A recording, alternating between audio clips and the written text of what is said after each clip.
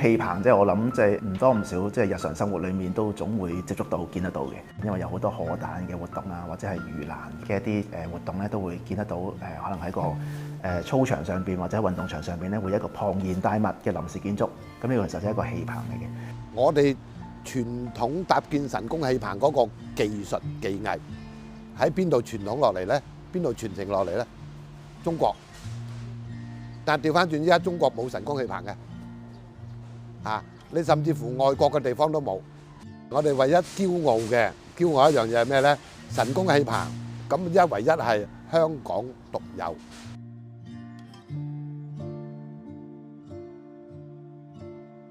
咁變咗我哋細個嘅時候，即係大概係80年代、90年代咧，其實就每年都係好似當係去一個參加一件大事咁樣咧，即係去見到個棚出現嘅時候咧，就會去趁墟咁樣咯。當然會裡面會做神功戲啦，做大戲啦。咁啊，但係個棚側邊咧都會好多小食攤檔嘅，咁變咗個氣氛係非常之熱鬧。咁所以我就覺得即係我自己個感受就係點解個棚對於我嚟講個感受其實就係一個文化，或者叫傳統嘅香港街道文化嘅一個體現咯。我自己搭神功戲棚呢個係家族嘅工作嚟嘅，咁嚟到我就係已經係第4代㗎啦。戲棚嘅意義咧，就等於我嘅生命啦。因為我係由我自己識人性嘅時候就開始接觸啦。我哋即係發現香港有正式有戲棚嘅文字又好，或者叫做畫像嘅記錄咧，可能已經去到1850年代，即係講緊係即係英國人即係管治香港嘅時候嘅一個年代。當時其實香港成個地方都見得到，都係真係用呢類型即係臨時搭建嘅戲棚嚟到去做嘅。至去到70、80年代嗰個年代咧，就更加係即係市民去消遣一個主要嘅一個留連嘅地方嚟嘅。咁變咗當時就大概如果全港嚟計咧，就大概可能有過百台嘅神功戲喺全港每年係上演咁樣嘅。咁嗰時個需求就非常之大。譬如我哋搭建築棚又好，或者工程棚又好，咁其實相對呢啲咧係喺個行業裡面係叫做入門少少簡單啲嘅一個嘅技藝。咁但係咧，當你達到出色嘅時候，要去搭戲棚咧，就另外一回事。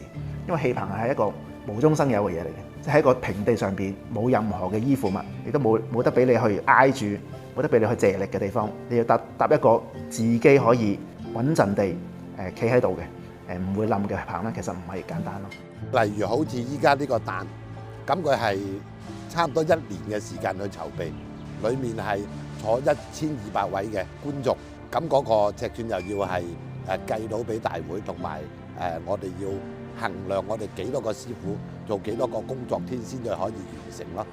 就係呢個籌備計劃都要幾耐嘅時間。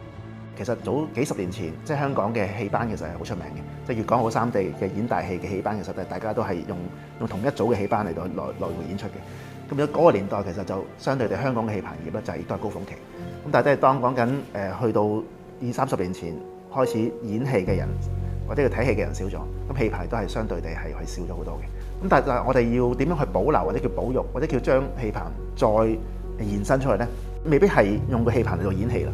即係用個戲棚，可能係裡面搞一啲嘉年華會啊，甚至乎即係可能有啲意見，可能喺個戲棚上邊搞一啲盛事，可能係搭一個戲棚嘅外殼，咁但係裡面神功戲嘅部分可能已經抽離咗，咁變咗呢個戲棚就有一個新嘅生命，或者叫有一個新嘅個形式嚟出現。